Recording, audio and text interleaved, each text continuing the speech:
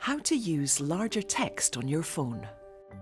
Making the text on screen larger can be useful for anyone who's visually impaired.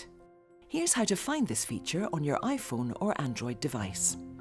On an iPhone, go to Settings, General and Accessibility. Then select Larger Text. Make sure Larger Accessibility Sizes is switched on and use the slider at the bottom of the screen to adjust to a size that's comfortable for you. Most Android smartphones also have a larger text feature.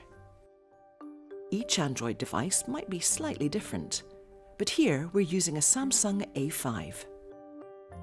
Select Apps, go to Settings and scroll down to Accessibility.